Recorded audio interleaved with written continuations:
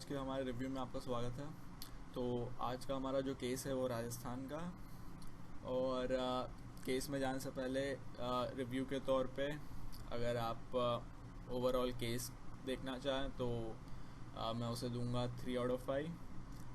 Acting काफ़ी अच्छी थी सबकी। तो एक्टिंग के मामले में मैं उनको 3.5 देना चाहूँगा आउट ऑफ 5। स्टोरी वाइज मैं 3 आउट ऑफ 5 देना चाहूँगा। और पेस और डायरेक्शन काफ़ी अच्छा था। वन पार्ट एपिसोड ही है तो वो काफ़ी ठीक था, तो वो आई थिंक 4 आउट ऑफ 5 है।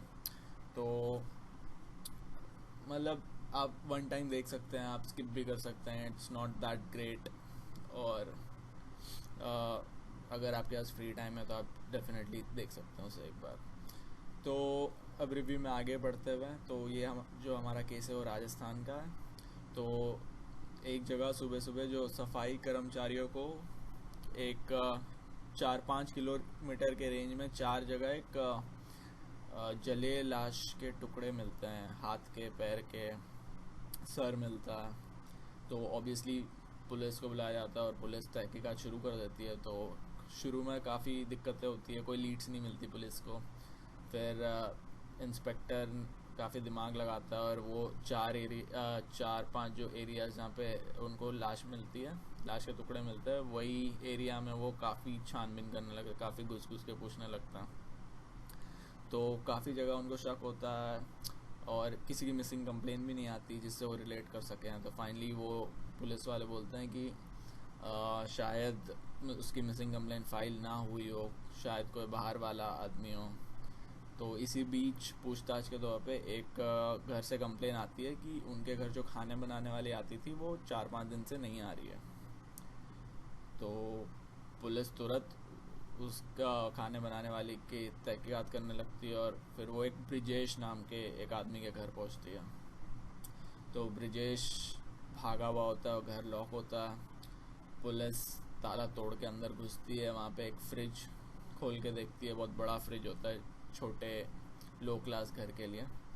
तो ऑब्वियसली शक होता है, जैसे ही फ्रिज खोल के देखा जाता है तो वहाँ पे लाश के बाकी टुकड़े रखते हैं। तो पुलिस को पता चल जाता है कि ये कल्प्रिट ब्रिजेश ही है। नेबर से पूछने के बाद पुलिस को पता चलता है कि ब्रिजेश उस घर में अपनी पत्नी और अपनी एक छोटी बेटी के साथ रहता था। और फाइनली पता चलता है कि उसकी बेटी को ब्रिजेश ने अपनी बहन के घर छोड़ दिया था 4-5 दिन के लिए। और उसके बाद और डिटेल में पता चलता है आसपास पूछने के बाद कि ये जो ब्रिजेश के साथ जो ब्रिजेश की पत्नी थी जिसकी लाश पाई गई, वो ब्रिजेश की दूसरी पत्नी थी और ब्रिजेश ने उसे खरीदा था बिहार से।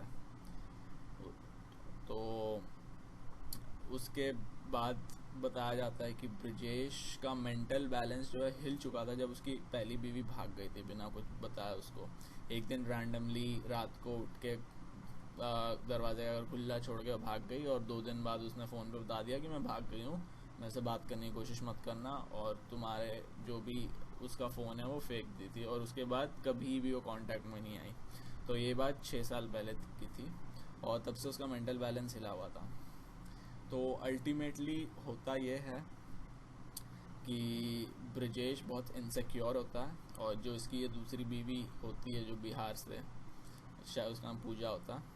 तो पूजा जब भी किसी दूसरे मर्द से बात करती है, चाहे कोई काम या डेली रूटीन के लिए किसी से बात करती है, तो इसको बहुत चलन होती है और इसको डर खाने लगता है कि कहीं इसकी पहली बीवी की तरह कहीं ये भी ना भाग जाए। तो काफ़ी रात को लड़ाई झगड़े होते हैं, काफ़ी मारता पीटता भी है और काफ़ी हमेशा गुस्से में रहता है और काफ़ी डर लगा रहता है उसको कि कहीं मेरी दूसरी बीवी भी ना भाग जाए, कहीं ये ना हो। मतलब अल्टीमेटली बहुत इनसिक्योर और लो कॉन्फिडेंट आदमी रहता है और ऑब्वियसली वो ट्रांसलेट होता है गुस्से में आपके अंदर। अगर आप लो कॉन्फिडेंस, अगर आप कमा नहीं पा रहे हो अच्छे से, अगर आप अपने फैमिली को खुश नहीं रख पा रहे हो, अगर आप खुद खुश नहीं कर रहे हो, तो वो आपके अंदर एक बहुत ज़्यादा गुस्सा पैदा करता है और उस आउट ऑफ कंट्रोल हो जाते हो उस टाइम पे आदमी। तो फाइनली यही हुआ कि एक दिन लड़ाई में उनकी लड़ाई हो रही थी और जो उसकी सेकंड वाइफ ने लड़ाई के बीच में ये बोल दिया कि अगर आप मेरे को ऐसे ही मारते पीटते रहे तो मैं भी आपकी पहली पत्नी की तरह भाग जाऊंगी। तो और ऐसे भी काफ़ी ताने देती थी वो कि आपने मेरे को पैसे से ख़रीदा है, कोई और भी मेरे को पैसे से खरीद सकता, तो आप मेरे को इतना ताव भाव मत दिखाओ। तो फाइनली एक टाइम के बाद उसका मेंटल बैलेंस हिल चुका, वो जो पीक था वो फट चुका, और फाइनली उसने उसका गला दबा के उसको मार दिया। उसने प्लानिंग भी की थी, अपनी बेटी को अपने दीदी के घर छोड़ के आया था ताकि वो घर पे अकेली रहे। एक बार उसको मार दिया, फिर दिवाली के दिन उसने उसको जलाने की कोशिश की, बट फाउल स्मेल की वजह से दूसरे लोग आके उससे पूछने लगे तो वो थोड़ा डर गया। तो वैसे ही आधी जली बॉडी को फिर वो काट वाट के अपने फ्रिज में डालता गया, और फिर रोज़ रात को निकल के इधर उधर डस्टबिन और ये सब कचड़ों की जगह में फेंक देगा।